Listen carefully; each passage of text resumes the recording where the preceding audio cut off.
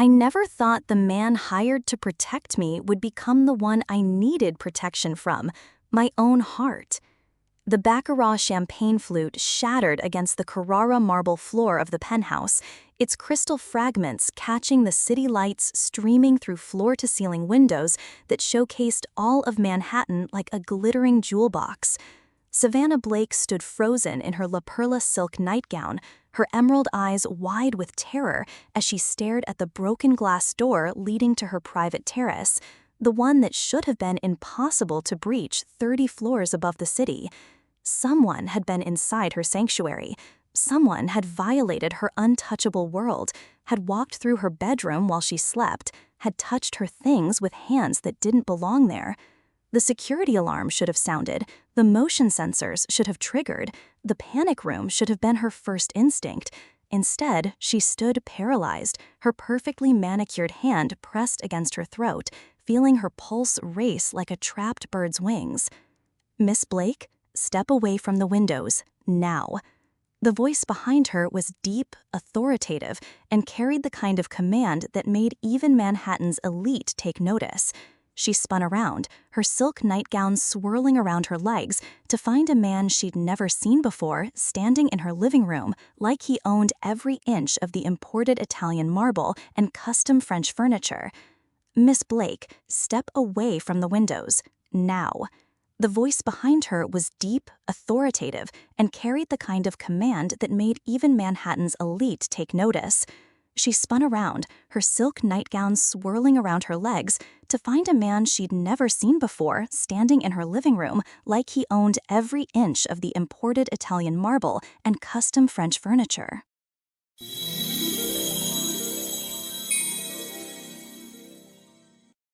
He was tall, over 6 feet, with the kind of broad shoulders that spoke of military training and physical labor rather than tennis clubs and yacht weeks. His hair was dark with silver threading through it, his jaw shadowed with stubble that suggested he'd been awake for hours. But it was his eyes that caught her attention, steel gray and sharp enough to cut glass, cataloging every detail of the room and her in the space of a heartbeat. "Who the hell are you?" Savannah's voice cracked despite her desperate attempt at the authority that came with being worth more than most small countries. "How did you get past building security? How did you get in here?" "Logan Hayes. Your father hired me an hour ago." His gaze swept over her again, professional but somehow intimate in a way that made her skin burn. "And right now you're a target, standing in front of a window with no cover. Move." The audacity, the sheer breathtaking audacity of this mountain of a man with his tactical vest and combat boots and 5 o'clock shadow, giving her orders in her own home, in the penthouse that had cost more than most people would see in 10 lifetimes, in the space where she was supposed to be safe, untouchable, protected by money and status and the Blake family name. "You're mistaken," she said, lifting her chin in the gesture that had been photographed by Vogue and copied by socialites from the Upper East Side to Beverly Hills. "You're mistaken," she said, lifting her chin in the gesture that had been photographed by Vogue and copied by socialites from the Upper East Side to Beverly Hills. "I don't need protection, and I certainly don't need some military reject telling me what to do in my own—" "Your stalker left a photo of you sleeping on your pillow last night." Logan's words cut through her indignation like a blade through silk, cold and sharp and devastating. "He was inside your bedroom while you were unconscious, close enough to touch you, close enough to kill you. He left a note under the photo. Want to know what it said?" The blood drained from her face. That's impossible. The security system was bypassed by someone who knew exactly what he was doing. Someone who's been watching you for months, learning your routines, your weaknesses, your blind spots. Logan moved closer, and she caught the scent of leather and something distinctly masculine that made her pulse skip for entirely different reasons. "So yeah, princess, you need protection." The pet name made her blood boil, even as fear crawled up her spine with icy fingers. "Don't call me that. Then don't act like one." He was close enough now that she had to tilt her head back to meet his eyes, close enough that she could see the small scar that bisected his left eyebrow, the way his mouth was set in a hard line that suggested he'd seen things she couldn't imagine. "I'm here to keep you alive, whether you like it or not. And judging by the way you're standing there arguing instead of moving to safety, you're going to make this very interesting." Savannah's jaw clenched, her hands fisting at her sides. At 25, she'd built walls around herself that no one dared breach. She was Savannah Blake, heiress to Blake Technologies, worth more than most small countries, featured on the covers of Forbes and Fortune before she'd turned 23. She had an MBA from Wharton, spoke 4 languages fluently, and could negotiate a hostile takeover while sipping champagne at a charity gala. Absolutely no one told her what to do, especially not some scarred soldier who looked at her like she was both precious and troublesome, like she was a puzzle he was already working to solve. "I don't want you here," she said, her voice steady now, cold as a Manhattan winter. "I don't want some stranger living in my space, breathing my air, watching my every move, like I'm a child who can't take care of herself." Logan's mouth curved in what might have been a smile if it had reached his eyes. "Good thing what you want doesn't matter in this situation.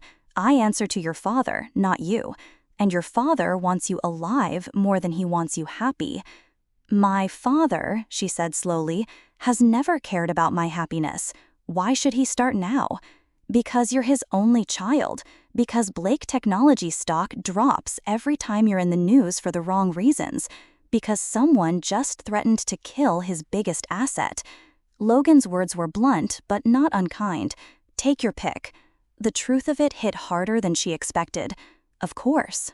Of course it wasn't about her safety or her well-being, or any paternal instinct Robert Blake might have buried somewhere beneath his ruthless business acumen. It was about protecting the company, maintaining the stock price, preserving the Blake family brand. "How long?" she asked quietly. "How long what? How long will you be here? How long before I get my life back?" Logan studied her face for a long moment, and she had the unsettling feeling that he was seeing far more than she wanted to reveal. "Until the threat is neutralized, however long that takes." "And if I refuse? If I fire you right now and tell building security to escort you out?" "Then I'll camp out in the lobby and follow you everywhere you go until your father finds a judge willing to declare you mentally incompetent." His voice was matter-of-fact, as if they were discussing the weather. "Your choice, princess. Cooperative protection or court-ordered commitment." The threat was delivered so calmly, so professionally, that it took her a moment to process the implications. "You wouldn't dare." "I've done worse things for better reasons." Logan stepped back, giving her space, but not retreating. "This doesn't have to be a war, Miss Blake. I'm good at what I do. I'm discreet, I'm professional, and I'm very good at staying out of the way. You probably won't even notice I'm here." Savannah almost laughed at that. Notice him? The man took up space like a force of nature, commanded attention without saying a word, carried himself with the kind of confidence that came from surviving things that would break lesser men. She'd noticed him the moment he'd spoken, and she had the sinking feeling that forgetting he existed would be impossible. "Fine," she said finally, the word tasting like defeat. "But I have rules." "I'm listening." "You don't interfere with my work, my social life, or my personal relationships. You don't speak to the press, you don't take photos, and you don't share details about my private life with anyone, including my father. And you absolutely do not tell me what to do in my own home." Logan nodded slowly. "Agreed. With conditions." "Excuse me?" "You don't leave this building without me. You don't go anywhere alone. You follow my security protocols without argument. And if I tell you to move, you move. No questions, no negotiations, no delays." His eyes were steady on hers. "Your life might depend on how quickly you can follow orders." "I don't follow orders." "Then you'll learn." Logan turned toward the door, then paused. Oh, and Miss Blake, you might want to put on some clothes. I'll be conducting a full security sweep of the apartment, and walking around in lingerie isn't going to make this any less complicated than it already is.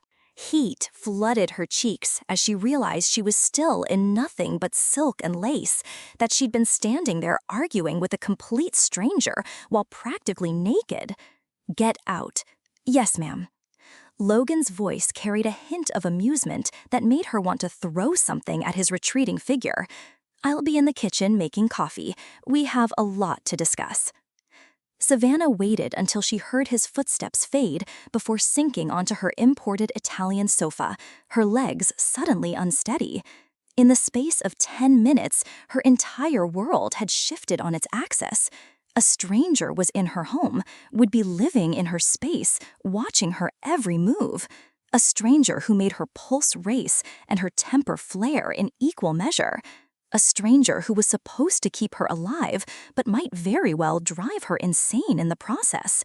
She pressed her fingers to her temples, trying to ward off the headache she felt building.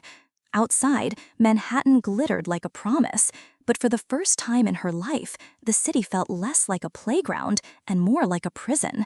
And Logan Hayes, with his steel-gray eyes and military bearing and complete lack of deference to her status, was apparently going to be her warden.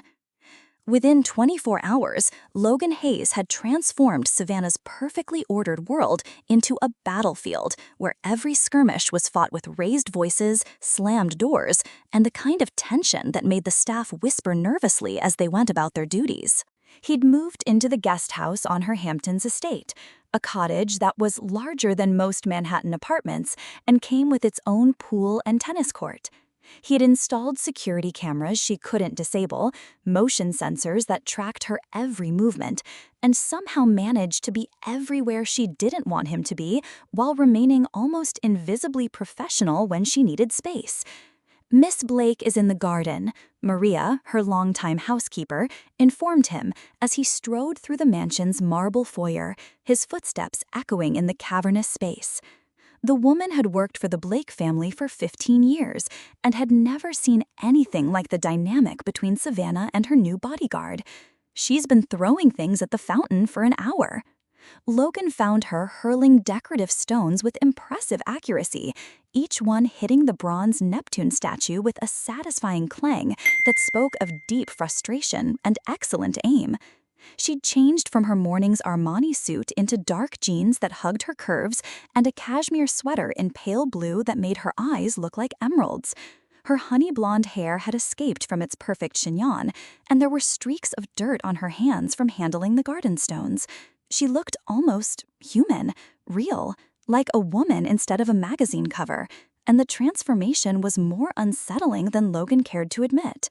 "Temper tantrum?" he asked, leaning against a marble pillar and crossing his arms over his chest. "Target practice." Another stone flew with deadly precision, striking Neptune's trident dead center. "I'm pretending it's your head." "Charming." Logan stepped closer, noting the slight tremor in her hands, the way she favored her left shoulder, signs of stress and exhaustion that she probably thought she was hiding. "When's the last time you slept?" "I don't see how that's any of your business, RoboCop." The nickname was starting to grow on him, though he'd never admit it. "It's my business when you're so tired you can't think straight. Tired people make mistakes. Mistakes get people killed." Savannah whirled around, her eyes blazing with the kind of fury that had probably sent corporate executives running for cover. "Maybe if someone hadn't turned my home into Fort Knox, complete with motion sensors in my own bedroom, I could actually relax enough to sleep. Your home had the security of a suburban house before I arrived. A motivated teenager with a YouTube tutorial could have broken in." Logan's voice was matter-of-fact, but not dismissive. "The man stalking you is not a teenager. He's intelligent, patient, and highly motivated. He's been watching you for months." Something flickered across her face, fear quickly masked by anger, but not before Logan caught it. "I was fine before you showed up." "You were a sitting duck before I showed up." He moved closer, close enough to see the faint shadows under her eyes, The way she unconsciously rubbed her arms as if cold despite the warm afternoon sun. When did the nightmares start? I don't have nightmares. But her voice lacked conviction, and Logan had been reading people long enough to recognize a lie when he heard one. Everyone has nightmares after a break-in, he said, his voice gentler than she expected. It's normal, natural, your brain's way of processing trauma. I haven't been traumatized, she snapped. I've been inconvenienced. Really? Because you've been awake for 36 hours straight? You're throwing rocks at a statue instead of attending your usual afternoon meetings, and you just called me RoboCop with enough venom to kill a horse? Logan studied her profile, noting the stubborn set of her jaw, the way she avoided meeting his eyes. That doesn't sound like inconvenience to me. That sounds like someone whose world got turned upside down and doesn't know how to process it. Don't psychoanalyze me, she said, but some of the fire had gone out of her voice. Stop calling me that. Stop calling you what? Princess. I want you to leave me alone. Logan surprised himself by stepping closer, his voice dropping to something almost gentle. What do you want me to call you? Nothing. I want you to leave me alone. Can't do that? He paused, studying her profile, the elegant line of her neck, the way the afternoon light caught the gold threads in her hair. How about just Savannah? She glanced at him, suspicious of the softness in his tone, the way her name sounded different in his deep voice. How about Mr. Hayes keeps his distance and does his job quietly? Logan. The correction came automatically. What? My name is Logan, and no, I can't keep my distance. That's not how protection works. He gestured toward the mansion, its windows gleaming in the sunlight. This place has 47 rooms, 12 entrances, and more blind spots than a Las Vegas casino. Keeping you safe means staying close. How close? The question slipped out before she could stop it, and she immediately regretted the breathless quality in her voice. Close enough to reach you in under 3 seconds if something goes wrong. Close enough to put myself between you and any threat. Close enough to make sure that what happened in your apartment never happens again. The intensity in his voice made her shiver despite the warm air. And what if the biggest threat to my peace of mind is you? Logan's eyes met hers, and for a moment, the air between them crackled with something that had nothing to do with antagonism and everything to do with awareness. Then we're both in trouble. That night, Logan was doing his security rounds when he heard it. A soft, broken sound from the main house that had him moving before he'd consciously processed the noise. He found Savannah in what had clearly been her childhood bedroom, sitting on the floor surrounded by shattered glass and wood fragments.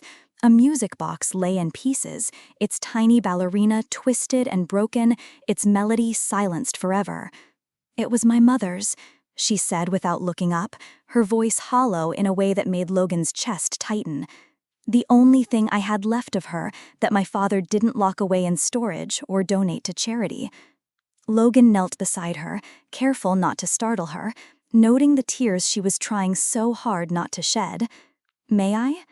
She nodded, watching as his large, scarred hands carefully gathered the pieces of the destroyed music box.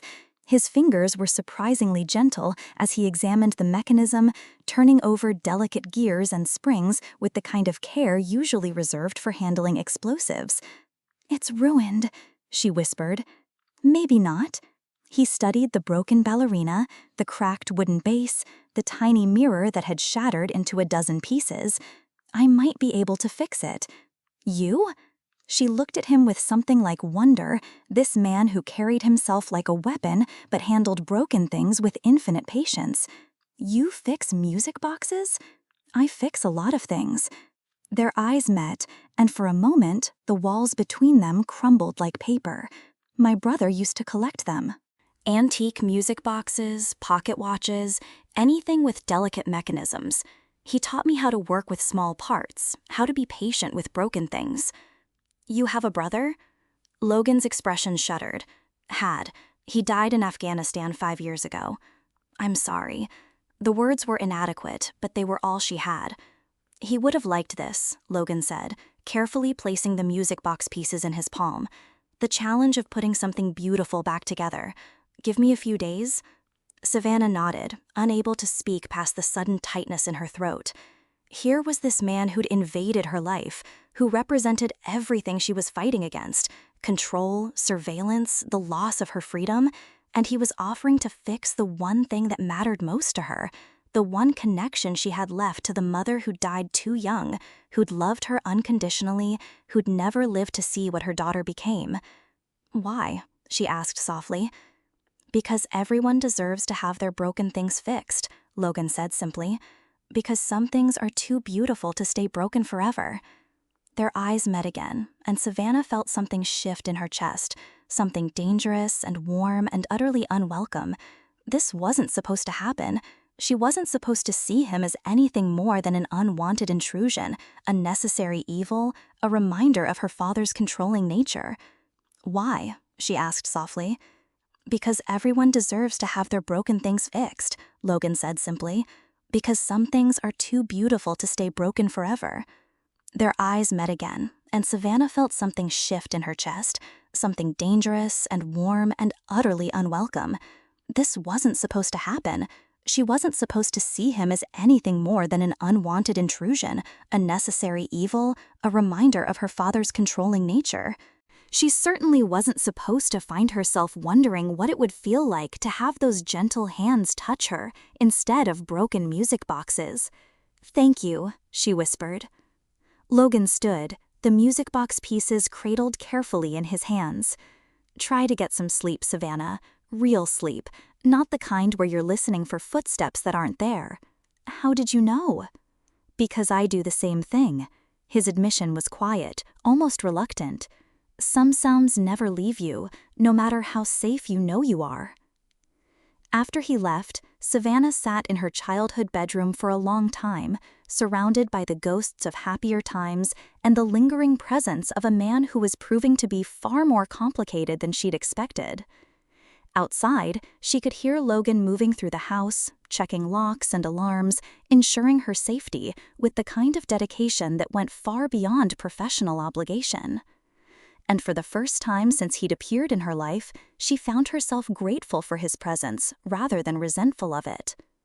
The charity gala at the Metropolitan Museum was supposed to be simple: show face, write checks, make appropriate small talk about tax-deductible giving and social responsibility. Instead, it became the night everything changed between them, the night their carefully maintained antagonism cracked open to reveal something far more dangerous underneath. Savannah stood at the edge of the Egyptian wing, watching Manhattan's elite sip champagne and pretend to care about underprivileged children while they calculated how much they needed to donate to secure their invitations to next year's event. She'd given her speech about literacy programs and educational access, smiled for photographs with donors and board members, and played the perfect heiress with the kind of practiced ease that came from years of similar performances. Now she just wanted to disappear, to find a quiet corner where she didn't have to smile or make polite conversation or pretend that writing a check was the same thing as actually caring about the cause. "You look like you'd rather be anywhere else," Logan's voice rumbled behind her, close enough that she could feel the warmth of his body in the air-conditioned museum. She glanced over her shoulder to find him in a tuxedo that somehow made him look even more dangerous than his usual tactical gear. The formal wear couldn't disguise the way he moved, like a predator in sheep's clothing, alert and ready despite the civilized setting. His hair was combed back from his face, revealing the small scar that bisected his left eyebrow, and his eyes swept the room constantly, cataloging exits and potential threats even as he spoke to her. "Astute observation," she said, turning back to watch the crowd. "Do you always lurk in shadows at social events?" "When the shadows provide the best vantage point and the most strategic positioning, yes." He moved to stand beside her, his presence both comforting and unsettling in ways she was still trying to understand. "You were good up there, the speech." "I've been giving speeches since I was 12, she said, touching the pearl necklace at her throat, a nervous habit she'd developed after her mother's death. "My father believes in early preparation for the family business. Media training, public speaking, crisis management, all the skills a good corporate heiress needs. What do you believe in?" The question caught her off guard, made her turn to look at him fully. "What do you mean?" "The foundation you're supporting tonight, children's literacy programs, educational access for underprivileged kids." Logan's gaze was steady, serious. That was your choice, not his. Savannah stared at him, wondering how much research he'd done, how deep he'd dug into her life. "How do you know that?" "I read your file, all of it." His voice was matter-of-fact. "Your mother was a teacher before she married your father. Elementary school, public school in Queens.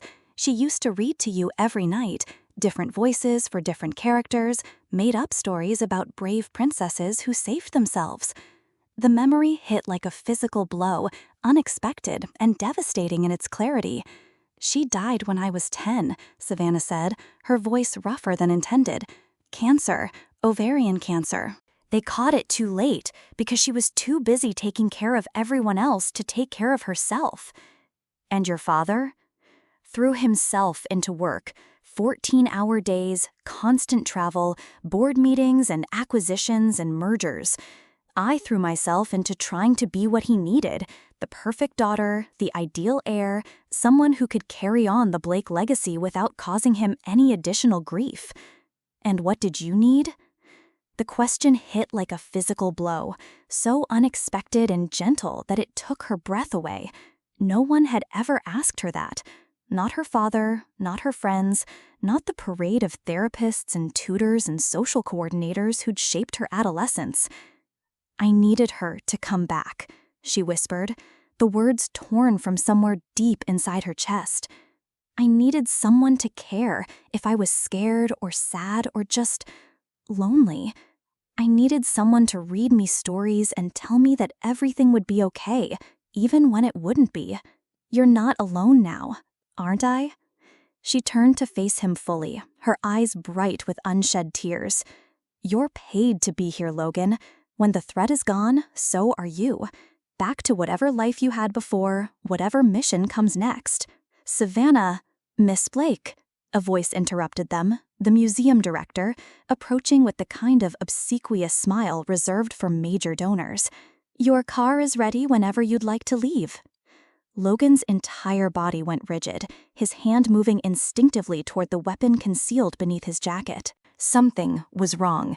He could feel it in the sudden shift of the crowd, the way conversations had stopped, the black sedan he'd noticed parked across the street when they'd arrived. "Get down," he shouted, tackling Savannah to the marble floor just as the car accelerated toward the museum's glass entrance, tires screaming against asphalt. The vehicle missed them by inches, crashing through the fountain outside with a sound like thunder, water and stone exploding in all directions. Car alarms wailed, people screamed, and Logan covered Savannah's body with his own as glass and debris rained down around them. Savannah was shaking, pressed against Logan's chest, her fists clutching his jacket as if he were the only solid thing in a world gone suddenly mad. I can't breathe." "You're safe," he murmured, his arms tightening around her, his voice steady despite the chaos around them. "I've got you. You're safe." "He was trying to kill me." Her voice was muffled against his shirt, broken and terrified in a way that made Logan's chest ache. "He failed."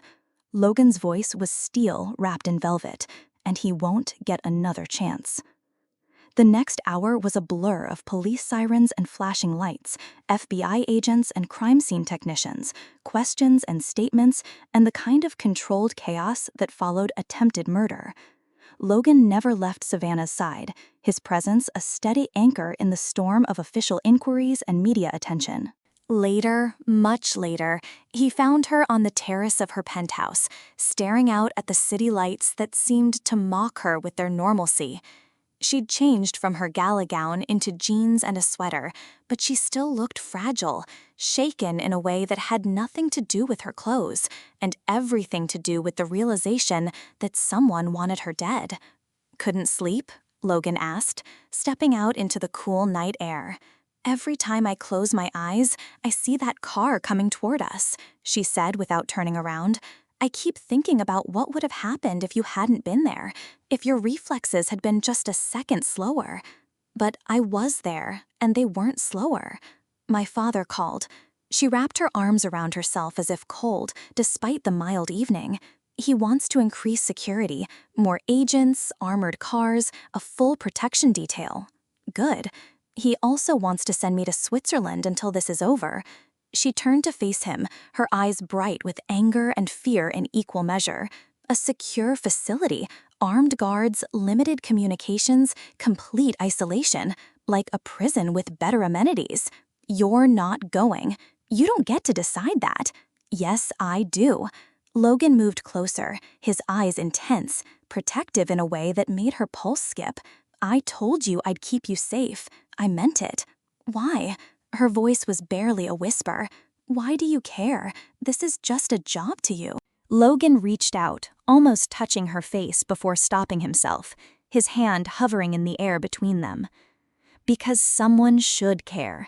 Because you deserve to be protected, not hidden away like some dirty secret or corporate liability." "Logan," she stepped closer, drawn by the intensity in his voice, the way he was looking at her like she mattered.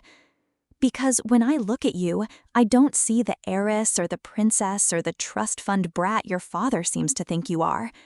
His voice was rough, honest in a way that cut straight through her defenses. "I see a woman who reads to kids on weekends because she remembers what it felt like to need someone to care. I see someone who fights for causes that matter, who uses her privilege to help people instead of just accumulating more wealth. I see someone worth protecting, worth keeping safe, worth—" "What?" she breathed. "Worth everything." The distance between them evaporated like mist. She was reaching for him, he was leaning down, and for one perfect, terrifying moment, the world narrowed to just them. Just the heat of his body and the scent of his cologne, and the way he was looking at her like she was precious, breakable, essential. Their lips were inches apart when she pulled back, her eyes wide with fear and something that might have been regret. "I can't. You work for my father. I can't complicate things." Logan stepped back immediately, his expression carefully neutral despite the disappointment she could see in his eyes. "Of course, you're right. This is complicated enough without adding personal feelings to the mix." "It's not that I don't—" She stopped, unable to finish the sentence, unable to admit what she was feeling. "I know," Logan said quietly. "I know this is complicated. I know I work for your father. I know you have every reason to keep your distance. But I've never wanted to protect something as much as I want to protect you, and it's not just about the job anymore." Savannah's breath caught, her heart racing at the confession she heard in his voice. "Logan, get some sleep," he said, already moving toward the door. "Real sleep. I'll be right outside if you need anything." As he walked away, both of them knew something fundamental had shifted between them. The air crackled with possibility and danger in equal measure, and neither of them was sure which one would prove more dangerous in the end. The safe house in upstate New York was nothing like Savannah's usual accommodations, and that was exactly the point. A rustic cabin by a lake that didn't appear on any GPS system or property database. It had one bedroom, one bathroom, and absolutely no cell service or internet access. Complete isolation from the digital world that had made her a target. "This is your idea of secure accommodation?" Savannah stood in the doorway, taking in the knotty pine walls, stone fireplace, and furniture that looked like it had been ordered from a camping catalog. "It's off the grid," Logan said, setting down their bags with efficient movements. "No digital footprint, no paper trail, no way for anyone to track us here. The FBI intercepted communications suggesting an imminent attack on your Manhattan properties. Until they can neutralize the threat, this is the safest place for you." "And how long might that take?" "As long as it takes." Logan was already moving through the cabin, checking windows and sightlines, his training evident in every economical movement. She noticed there was only one bed, a queen-sized frame covered with quilts that looked handmade. "Where are you sleeping?" "Couch." "Logan, this is ridiculous. I can't ask you to sleep on a couch for however long we're stuck here." "You didn't ask. I decided." He continued his security assessment, not looking at her. "There's food in the kitchen, canned goods, basics. I'm going to secure the perimeter and establish a patrol route." "A patrol route? Logan, we're in the middle of nowhere. The nearest neighbor is probably miles away." "Isolation doesn't mean safety. It just means fewer potential witnesses." His voice was matter-of-fact, professional. "I'll be back in an hour. Stay inside, keep the curtains drawn, and don't answer the door for anyone." Hours later, a thunderstorm moved in with the kind of fury that seemed designed to hammer the small cabin into submission. Lightning split the sky like broken glass, thunder shook the windows, and the power went out with a finality that left them in complete darkness, except for the fire Logan had built in the stone hearthplace. Savannah sat curled on the couch, reading by firelight, when Logan returned soaked to the bone and radiating tension like heat from a furnace. "Everything secure?" she asked, trying not to stare as he peeled off his wet shirt, revealing a chest and arms marked with scars that told stories she was afraid to ask about. "For now." He grabbed a towel from the bathroom, running it through his dark hair. "Storm knocked out some tree branches, but the perimeter is intact. We might be stuck here longer than planned if this weather keeps up." "I can think worse places to be stuck," she said, the words slipping out before she could stop them. Logan paused in his toweling, his eyes meeting hers across the room. The firelight cast shadows that made him look dangerous and beautiful in equal measure. "Can you?" The air between them charged with more than just the electricity from the storm. Savannah set down her book, her heart racing as she watched him move closer. "Logan." "I know," he said, his voice rough. "I know this is complicated. I know I work for your father. I know you're scared and vulnerable and probably not thinking clearly." "I'm terrified," she whispered. "Of the stalker? Of you." She stood, facing him across the small space. "Of how you make me feel. Of what happens when this is over and you disappear back into whatever life you had before." Logan stopped directly in front of her, so close she could feel the heat radiating from his skin, could see the way the firelight caught the silver threads in his hair. "What do you feel?" "Like I'm falling off a cliff." Her voice was barely audible. "Like I've been holding my breath my whole life, and you're the first person who makes me want to breathe again." "Savannah." Her name was a prayer on his lips. "I don't know how to do this," she confessed, her hands trembling as she reached for him. "I don't know how to be normal, how to want something just because I want it, not because it's expected or safe or appropriate for someone in my position." "There's nothing normal about this," Logan said, his hands framing her face with infinite gentleness. "Nothing safe, nothing appropriate. Then why does it feel like the first real thing I've ever experienced?" He kissed her then, and it was nothing like the careful, polite kisses she'd known before, those calculated exchanges with men who saw her as a prize to be won or a connection to be made. This was fire and desperation and years of loneliness finally finding its match.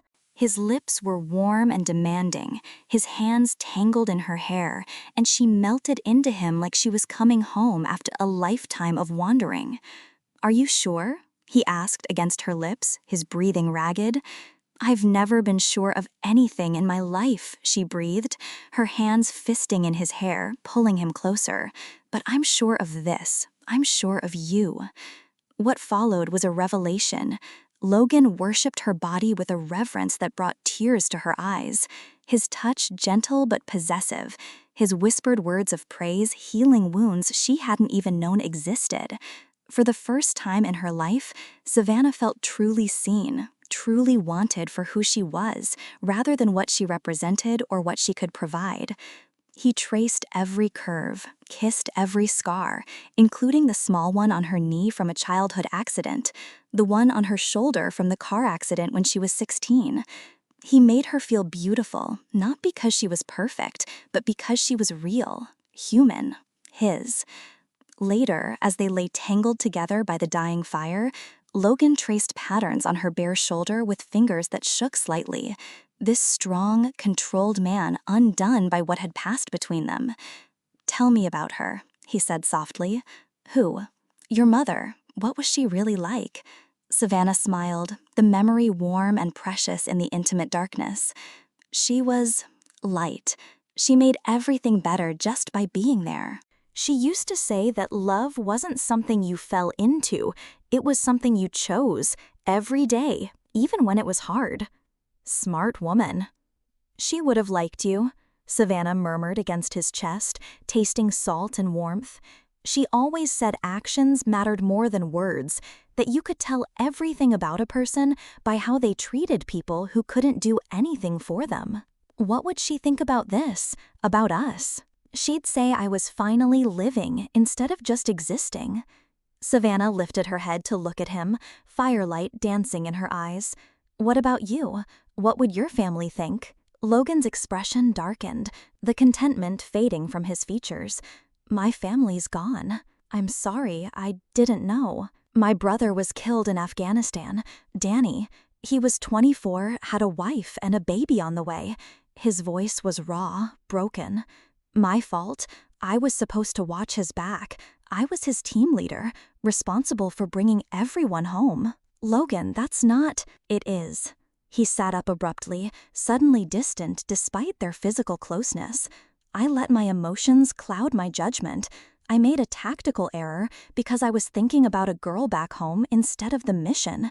Danny died because I wasn't focused. What happened to the girl? She married someone else 6 months later. Had the life Danny should have had." Logan's laugh was bitter. "That's when I swore I'd never let anyone else get hurt because of me. You're not hurting me. I'm not protecting you either." He stood, reaching for his clothes with jerky movements. "This is exactly what I can't do. I can't let my feelings compromise your safety." "You're not compromising anything. You're saving me. From everyone but myself." Logan pulled on his shirt, his back rigid with tension. This was a mistake. The words hit her like a physical blow, more devastating than any of the threats or attacks she'd endured. "A mistake? I'm here to protect you, not take advantage of your vulnerability." "Take advantage?" Savannah pulled the blanket around herself, fury replacing hurt with white-hot intensity. "Is that what you think happened here? That you took advantage of me?" "I think you're scared and isolated and not thinking clearly. I think I crossed a line I had no right to cross. Get out." Her voice was ice cold, deadly calm. "Savannah? Get out!" She threw a pillow at him, tears streaming down her face. "If it was such a mistake, if I'm just some poor little victim you took advantage of, then leave me alone. I'm not leaving the cabin. I'm still responsible for your safety. Then sleep outside for all I care, but don't you dare come near me again." Logan dressed in silence and walked out into the storm, leaving Savannah alone with her shattered heart and the devastating realization that she'd fallen in love with a man who saw her as nothing more than a job, a responsibility he'd failed by allowing himself to feel something real. She cried until she had no tears left, surrounded by the scent of him and the memory of hands that had touched her like she was precious, breakable, worth protecting. Outside, lightning split the sky and thunder shook the cabin, but nothing was louder than the sound of her heart breaking. The conversation that destroyed everything happened 3 days after they returned to New York, and Savannah overheard it completely by accident. She'd been walking past her father's study on her way to breakfast, still wearing the silk pajamas and matching robe that had cost more than most people made in a month, when Logan's voice carried through the partially open door. "The extra compensation is appreciated, Mr. Blake." Logan's voice was carefully professional. "But I want to be clear about the parameters of my employment. Managing her emotional state wasn't part of the original contract."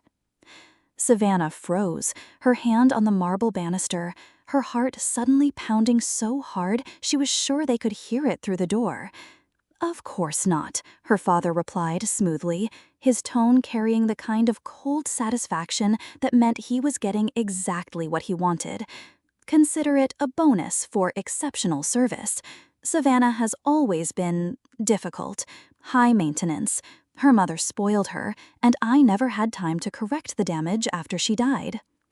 She's not damaged. Logan's voice was sharp, defensive in a way that might have warmed her heart, if not for what came next. She's a liability, Robert Blake interrupted, his voice carrying the casual cruelty that had shaped Savannah's entire childhood. To herself, to the company, to the family reputation. Keep her away from the press, away from situations where she might embarrass the family name, whatever it takes. And if she resists, then you remind her that her trust fund, her position at the company, her entire lifestyle depends on cooperation. Savannah responds well to the proper incentives. Savannah felt the world tilt on its axis, her perfectly ordered reality crumbling like a house of cards in a hurricane.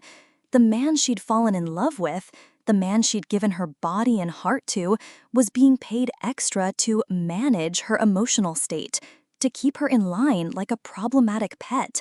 She walked away before she could hear Logan's response, but it didn't matter.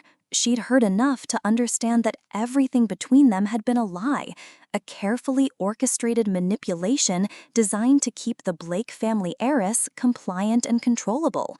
The confrontation came that evening. Logan found her in the library, reading by the fireplace as if nothing had changed, as if her world hadn't imploded that morning.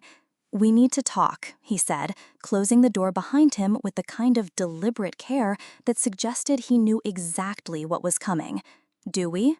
She didn't look up from her book, a first edition of Pride and Prejudice that her mother had given her for her 16th birthday. "I think everything was made perfectly clear this morning."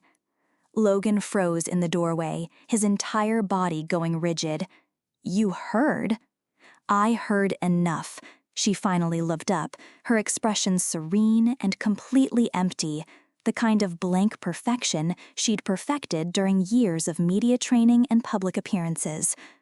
"I heard that you're being paid extra to babysit the difficult heiress, to manage my emotional state and keep me in line." "That's not—" "It's not what?" She stood with fluid grace, her voice rising with each word. "It's not exactly what happened. You didn't take money to manipulate me, to seduce me into compliance. I never took a dime of that money." Logan stepped toward her, his eyes blazing with something that looked like desperation. "I told your father." "What? That you'd do it for free?" Her laugh was bitter, cutting. "How noble of you, Logan. How very professional." "I told him to go to hell." Logan's voice was raw, honest in a way that might have convinced her if she hadn't already built her walls back up, higher and stronger than before. "I told him his daughter was worth 10 of him, and if he couldn't see that, he was a fool." Savannah faltered for just a moment, something flickering in her eyes before she steeled herself against the hope trying to bloom in her chest. "It doesn't matter what you told him. Don't you see? You're an employee. I'm a job, a contract, a paycheck. That's all this has ever been. You know that's not true, do I?" She was shaking now, but her voice remained steady, controlled. "Because from where I'm standing, it looks like you took advantage of a vulnerable woman to earn a little extra money from my father." The words hit Logan like a physical blow, each one carefully chosen to inflict maximum damage. "You don't believe that." "I believe evidence, and the evidence is that you're here because my father pays you to be here. Everything else, the cabin, the intimacy, the pretty words about protection and caring, was just part of the job." She moved toward the door, every step measured and deliberate. "You're fired, Mr. Hayes. I'll arrange for your final payment to be processed by tomorrow." "Savannah, please." "Miss Blake," she corrected, her voice arctic. "And don't bother with the security theater anymore. I'll hire my own protection, people who understand the boundaries between professional and personal." "You're making a mistake." The mistake was trusting you." She paused at the door, not turning around. "The mistake was thinking that someone could actually care about me for who I am instead of what I represent." Logan watched her walk away, every instinct screaming at him to follow, to fight, to make her understand. But what could he say? That he'd fallen in love with his client? That everything he'd done was to protect her, not control her? That the money had never mattered because she mattered more than anything else in his life? The words would sound like lies, even to him. He packed his things that night, moving through the guest house like a ghost, gathering the few personal items he'd allowed himself to bring. But before he left, he placed something on her pillow, her mother's music box, fully restored and playing its delicate melody once again, with a note written in his careful handwriting. "Some things are worth fixing, no matter how broken they seem. I'm sorry I wasn't one of them." Savannah found it hours later when she finally allowed herself to cry. The music box played its sweet, familiar tune, the same melody her mother used to hum while brushing her hair, and she sobbed until she had no tears left, clutching the restored treasure to her chest and wondering why doing the right thing felt so much like dying. Outside, Logan sat in his truck for 2 hours, staring up at her penthouse windows, memorizing the way the light looked against the glass. Then he drove away, taking with him the only real happiness either of them had ever known. 2 weeks without Logan's protection was all it took for Savannah's carefully constructed world to collapse like a house of cards in a hurricane. She'd hired a new security team within hours of firing Logan, corporate professionals from one of Manhattan's most prestigious firms, men in expensive suits who carried themselves with the kind of confidence that came from protecting celebrities and politicians. They were polite, efficient, and completely unprepared for the obsessive determination of someone who'd been planning his revenge for years.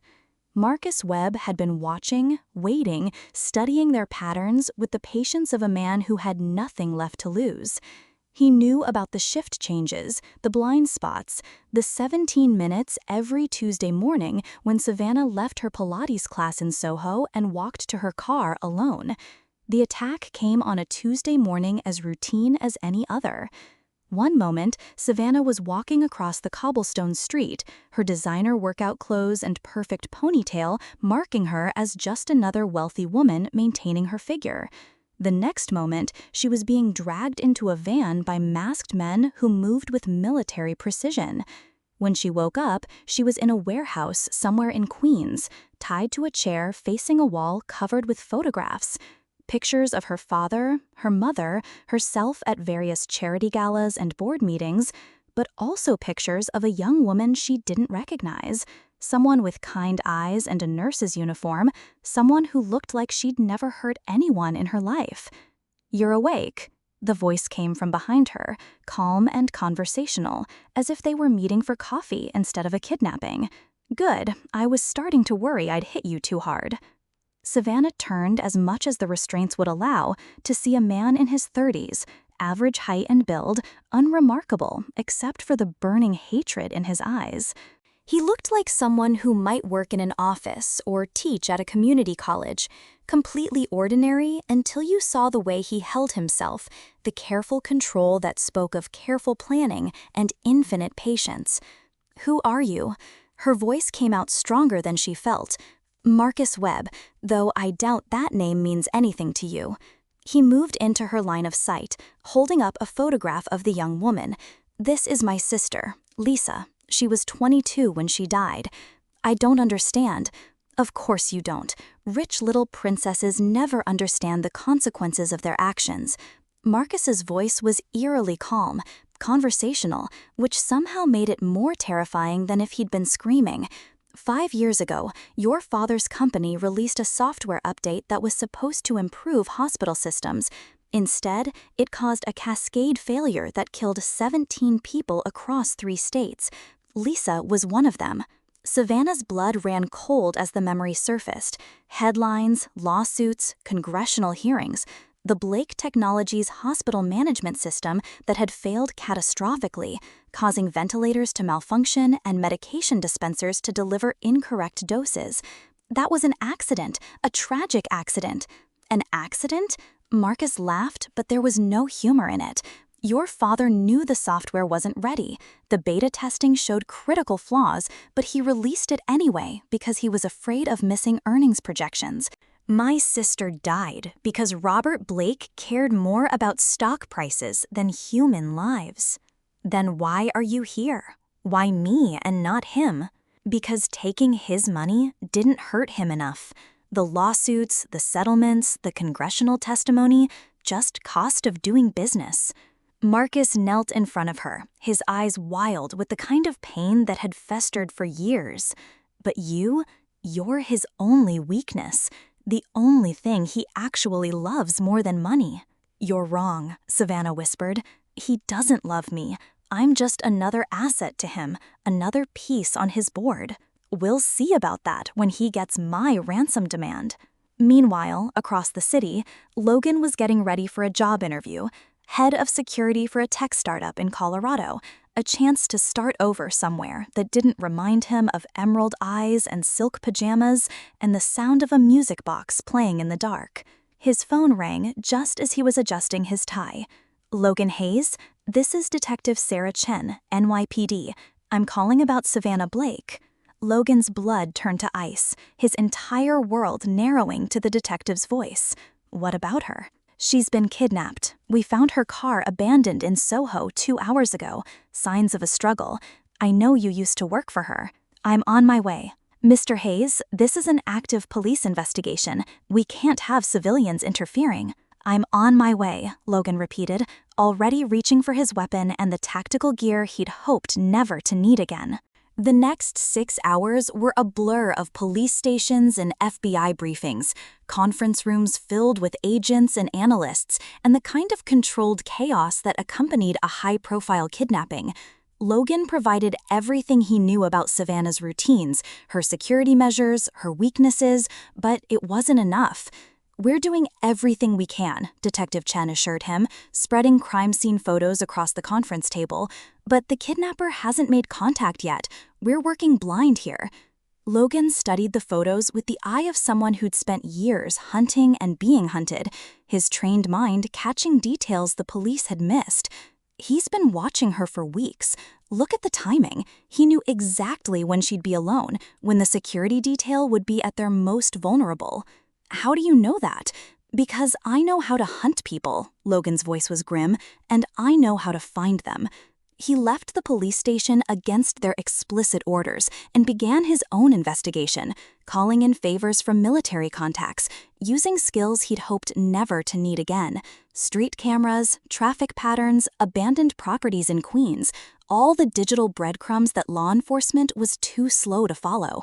It took him 12 hours to track down the warehouse, 12 hours of systematic investigation, while images of Savannah, hurt or scared or worse, played on an endless loop in his mind. The rescue was swift and brutal. Logan moved through the building like a ghost made of vengeance, taking out Marcus's hired help with lethal efficiency. He found Savannah just as Marcus was preparing to send her father a video of her execution. Step away from her. Logan's voice was deadly calm, the kind of quiet that preceded violence. Marcus spun around, gun in hand, his eyes wide with the shock of someone whose perfect plan had just crumbled. You're supposed to be gone. She fired you. She did. Logan's weapon was already trained on Marcus's chest, his hands steady despite the rage coursing through him. But I never stopped protecting her. How touching. The hired muscle has feelings. Marcus pressed his gun to Savannah's temple, and Logan could see her trying not to flinch. One step closer and He never finished the sentence. Logan's shot was precise, final, placing the bullet exactly where it needed to go. Marcus crumpled to the floor, his weapon clattering away across the concrete. Logan cut Savannah's bonds with shaking hands, and she collapsed into his arms, sobbing with relief and exhaustion and the kind of fear that came from staring death in the face. I thought I thought I'd never see you again, she gasped between sobs. I'm here, he whispered, holding her as if she might disappear if he loosened his grip even slightly. I'm here. I'm sorry, she cried, her words muffled against his chest. I'm so sorry. I said terrible things. None of that matters now. Logan's voice was rough with emotion he'd been holding back for weeks. You're safe. That's all that matters. I thought you hated me. Logan culled back to look at her face, his thumbs wiping away her tears with infinite gentleness. I tried to hate you. God knows I tried. But I couldn't stop loving you, even when you broke my heart. You love me? I love you, he said simply, the words carrying the weight of everything he'd never been able to say. I've loved you since the night you cried over your mother's music box. I loved you when you fired me. I loved you when I thought I'd lost you forever. Savannah kissed him then, desperate and grateful and absolutely certain of what she felt. I love you too. I've loved you since you fixed what I thought was broken beyond repair. We need to get you to a hospital, Logan said, but she shook her head. I need to go home. I need to feel safe. I need you. Always, he promised, for as long as you'll have me. The media called it a miracle. The police called it exceptional detective work. Wall Street called it a victory for corporate security. Savannah called it love. She stood at the podium in her father's corporate headquarters 2 weeks later, facing a room full of reporters and cameras, her appearance carefully orchestrated to project strength and recovery. The bruises on her wrists had faded to yellow shadows, but the changes in her went much deeper than physical healing. I want to thank everyone who worked tirelessly to bring me home, she began, her voice steady and strong in a way that surprised even her. The FBI, the NYPD, the analysts and agents who refused to give up. But most especially, I want to thank Logan Hayes, whose dedication to my safety went far beyond any professional obligation. In the back of the room, Logan shifted uncomfortably in his borrowed suit. He'd tried to stay away from the press conference, but Savannah had insisted with the kind of determination that had made her a formidable negotiator even before she'd learned to fight for what mattered. Mr. Hayes risked his life to save mine, Savannah continued, her eyes finding his across the crowded room. He's the kind of man who sees protecting others not as a job, but as a calling. He's the kind of man who keeps his word, even when it costs him everything. Their eyes met, and Logan saw something in her expression that made his heart skip. Pride, respect, and something deeper that looked like a promise. I also want to announce that I'll be taking a leave of absence from Blake Technologies to focus on establishing the Lisa Webb Foundation, dedicated to improving software safety protocols and supporting families affected by technological failures. It's time to turn tragedy into purpose, loss into learning. After the press conference, Logan found himself face-to-face with Robert Blake in the man's corner office, surrounded by windows that showcased Manhattan like a personal kingdom. Thank you, the older man said simply, the words clearly difficult for him, for bringing her home. I didn't do it for you, Logan replied, his voice respectful but firm. I know. Robert studied him for a long moment, taking in the man who'd defied his orders and saved his daughter's life. She's different now, stronger, more like her mother than I've ever seen her. She was always strong, you just never looked hard enough to see it. Perhaps you're right. Robert paused, his fingers drumming against his mahogany desk. I'd like to offer you a job, head of security for the entire company. It would mean a significant salary increase, full benefits, stock options. No. Robert blinked, clearly not accustomed to being refused so directly. I'm sorry? I said no. I don't want to work for you, Mr. Blake. I never did. Logan's voice was respectful but unwavering. I worked for your daughter, and only because she needed me. And now? Now she needs someone who sees her as more than just a Blake Technologies asset, someone who loves her for who she is, not what she represents or what she can provide. And you think you're that someone? I know I am. That evening, Logan was packing his sparse apartment when Savannah appeared at his door. She looked different, softer somehow, but also more determined, wearing jeans and a simple sweater instead of her usual designer armor.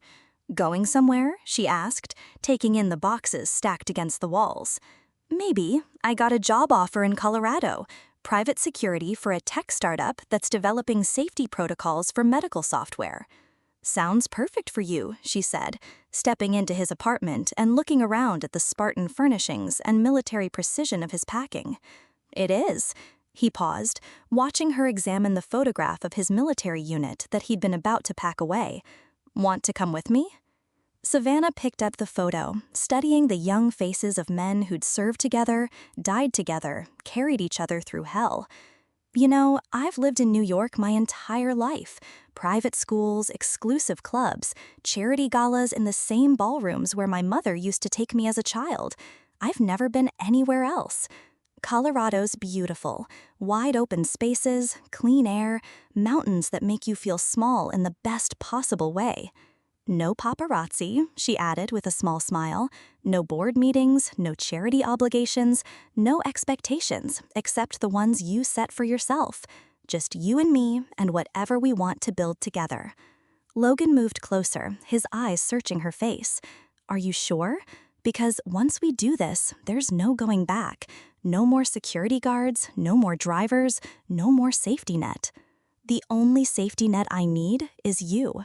She set down the photograph and turned to face him fully. "I quit Blake Technologies today." Logan stared at her, his packing temporarily forgotten. "You did what?" "I quit, resigned, walked away from everything I was supposed to inherit." She smiled at his shocked expression. "I'm starting my own foundation, using my trust fund to actually help people, instead of just writing checks to feel better about my privilege. Your father must be furious, disappointed, probably planning to cut me off financially." She shrugged, with a freedom that looked brand new on her. "I don't care. I have my own money, my own life. For the first time ever, I get to choose what I do with both." "And what do you choose?" "I choose you," she said simply, the words carrying more weight than any corporate contract or trust fund agreement. "I choose us. I choose love over fear, truth over comfort, adventure over safety." Logan cupped her face in his hands, studying her eyes for any sign of doubt or reservation. "Are you absolutely certain? Because I can't promise you luxury or society connections or anything close to the life you've known. I don't want any of that." She rose on her toes, her lips brushing his with butterfly softness. "I want you, just you, forever." Logan kissed her then, deep and claiming and full of promises he finally felt worthy of making. When they finally broke apart, both were breathless and absolutely certain of their choice. "Colorado it is," he murmured against her lips. "Colorado it is," she agreed, and for the first time in her life, Savannah Blake felt truly free. The Foundation offices in Denver were nothing like the Blake Technologies headquarters, and that was exactly what made them perfect. Instead of marble and mahogany imported from Italy, there was reclaimed wood and exposed brick that spoke of honest work and genuine purpose. Instead of corporate portraits featuring stern-faced board members, the walls displayed photos of the people they'd helped, families who'd found justice, communities that had been rebuilt, lives that had been restored through technology made safer. Savannah stood in the conference room that served as the heart of their operation, leading a meeting with lawyers and activists and family members whose lives had been changed by corporate negligence. She wore jeans and a simple sweater, her hair pulled back in a ponytail that would have horrified her former stylist, but her voice carried the same authority it always had, except now it was tempered with compassion earned through her own suffering.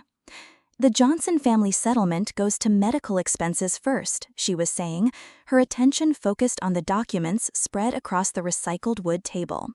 "The remainder goes into a trust fund for the children's education. They've been through enough. They don't need to worry about money on top of everything else." Logan watched from the doorway, still amazed by the transformation he witnessed every day. This was the woman he'd fallen in love with, brilliant, passionate, determined to make a difference in ways that mattered. The heiress mask was gone, replaced by something infinitely more beautiful: authenticity. "And the Denver Children's Hospital project?" asked Sarah, their legal coordinator and former prosecutor who'd left a lucrative corporate practice to work for people instead of profits. "Approved. Full funding for the new software safety protocols."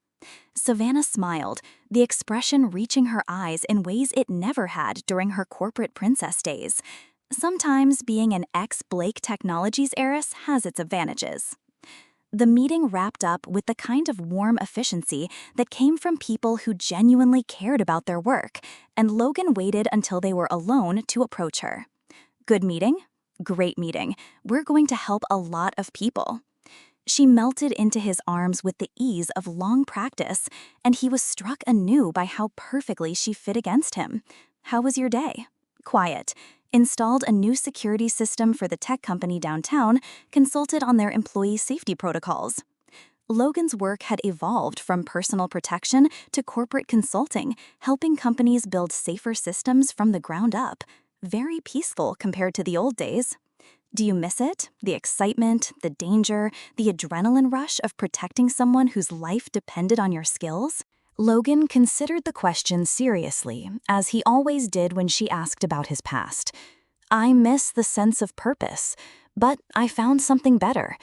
"What's that?" "A life worth protecting instead of just surviving day to day." He kissed the top of her head, breathing in the scent of her shampoo, something simple and floral, nothing like the expensive perfumes she'd worn in her previous life. "Ready to go home?"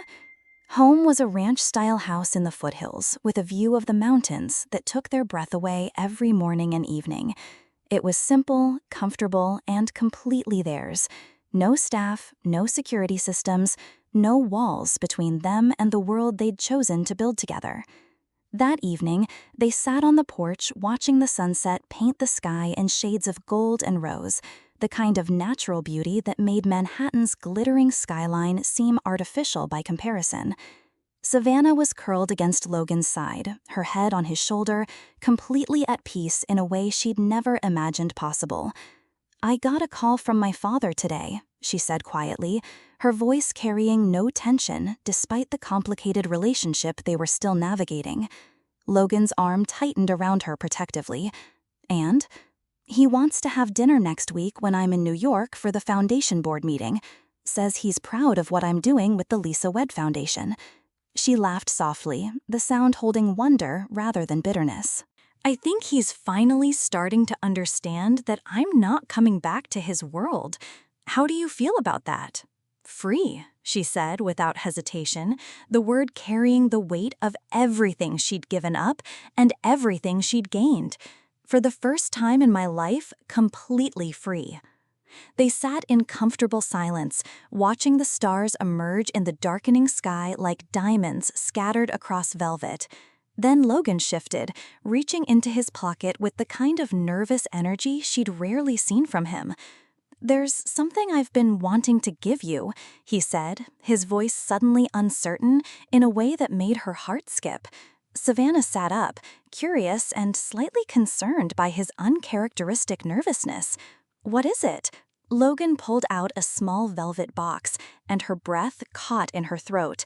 "Before you say anything, I want you to know this isn't about grand gestures or expensive rings.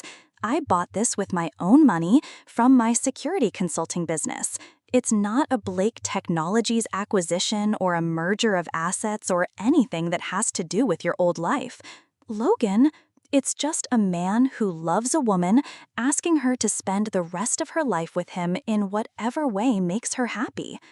He opened the box to reveal a simple, elegant diamond ring that caught the starlight like captured fire. "Savannah Blake, will you marry me?" Tears streamed down her face as she looked at the ring, then at the man who'd changed her entire world through the simple act of seeing her as she really was. "It's perfect," she whispered. "You're perfect. Is that a yes?" "That's a yes to everything," she said, kissing him as he slipped the ring onto her finger with hands that shook slightly. "Yes to marriage, yes to children if we're blessed with them, yes to growing old together in this beautiful, ordinary, extraordinary life we've built." "I love you," Logan murmured against her lips. "I love your courage, your compassion, your ridiculous determination to save the world one person at a time." "I love you too," she replied, her heart so full it felt like it might burst. "I love how you see people, really see them for who they are instead of what they represent. I love how you make me feel safe enough to be myself. I love how you turned my gilded cage into a wide open sky." They made love that night with a tenderness that spoke of promises and forever, of trust rebuilt stronger than before, and love that had survived every test. And later, as they lay tangled together in their bed, Savannah traced patterns on Logan's chest and marveled at the journey that had brought them to this moment. "Do you ever think about what would have happened if my father had hired someone else?" she asked softly. "Every day," Logan admitted, his fingers running through her hair. "And then I remember that some things are meant to be. Like broken music boxes finding someone who knows how to fix them. Like broken people finding each other and becoming whole." 6 months later, they were married in a small ceremony in their backyard, surrounded by the people who truly mattered. Friends from the foundation, Logan's military brothers who'd flown in from around the country, even Maria, who'd left the Blake household to work for a family who appreciated her more than just efficient service. Robert Blake was there too, looking uncomfortable in the casual mountain setting, but genuinely happy for his daughter in a way that surprised everyone, including himself. "She's found her place," he told Logan during the reception, watching Savannah laugh with a group of children from one of the families they'd helped. "Thank you for helping her find it." "She found it herself," Logan replied, his eyes never leaving his bride. "I just made sure she was safe enough to look." As the evening wound down and their guests began to leave, Savannah and Logan found themselves alone on the porch where he'd proposed, the mountains rising around them like protective guardians. She was still in her wedding dress, simple, elegant, nothing like the designer gown she would have worn in her old life. "Any regrets?" Logan asked, pulling her close for a dance to music only they could hear. "Only one," she said, and his heart skipped a beat until she continued with a mischievous smile. "I regret that it took me so long to fire you the first time." Logan laughed, spinning her around under the star-filled sky. "Best firing I ever got. Best mistake I ever made," she agreed, then paused thoughtfully. "Well, second best. What was the first? Falling in love with my bodyguard." She kissed him softly, tasting happiness and promise and the future they were building together. "Turns out some rules are meant to be broken, and some people are meant to be saved. We saved each other," Savannah said, and it was true. They'd found each other in the darkness and chosen to step into the light together, hand in hand, heart to heart. Years later, when their children asked how they met, a daughter with Logan's gray eyes and Savannah's determination, a son with his mother's laugh and his father's protective instincts, they would tell them a story about a spoiled heiress and a stubborn soldier who learned that the best protection wasn't about keeping someone safe from the world, but about helping them find the courage to live in it fully. They would tell them about trust broken and rebuilt stronger than before, about love that survived betrayal and fear and the weight of other people's expectations. They would explain that sometimes the most unexpected love stories begin with the words, "You're not my boss, I'm here to keep you alive," but they become legendary when they end with, "You taught me how to live." The children would grow up knowing that their parents had fought for their love, had chosen each other over and over again, even when it was difficult. They would understand that real love wasn't about finding someone to complete you. It was about finding someone who inspired you to complete yourself. On quiet evenings, when a Colorado sky blazed with stars and their family was gathered safe around them, Logan and Savannah would remember the music box that had started it all, still sitting on their dresser, still playing its sweet melody, still reminding them that broken things could be made beautiful again with enough patience and love. They would remember the night he'd walked into her privileged world and turned it upside down, the morning she'd overheard a conversation that nearly destroyed them, the moment he'd found her in that warehouse and realized that some things were worth dying for. But most of all, they would remember the choice they'd made together, to love not despite their differences, but because of them, to build something real from the ashes of their old lives, to prove that sometimes the most dangerous thing you can do is let someone past your defenses. Sometimes the best protection is no protection at all. Sometimes the strongest people are the ones brave enough to be vulnerable. And sometimes the greatest love stories begin with the words, "I'm here to keep you alive," and become epic when they end with, "You taught me how to live." In the end, Logan Hayes had done more than protect Savannah Blake. He'd given her the greatest gift of all, the freedom to become who she was always meant to be. And Savannah had given him something equally precious, a home not just for his body, but for his heart.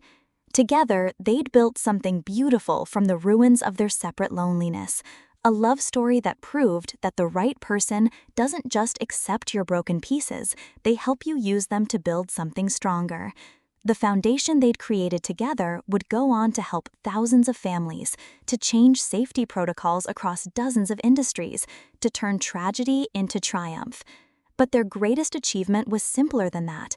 They'd found each other in a world that seemed designed to keep them apart, and they'd chosen love over fear, truth over convenience, forever over safety. On their 50th wedding anniversary, surrounded by children and grandchildren who carried their legacy forward, Logan would take Savannah's hand, still wearing the simple ring he'd given her under the Colorado stars, and say the words that had become their truth. Some things are worth protecting. Some things are worth fighting for.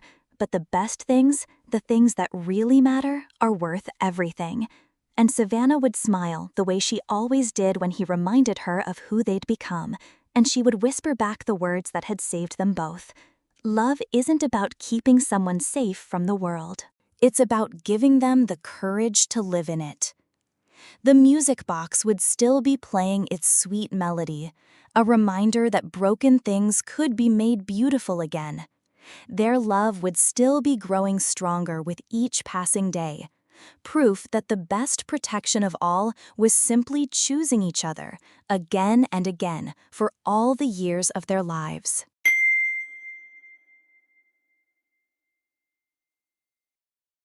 Your heart knows the way. Subscribe and follow the beauty.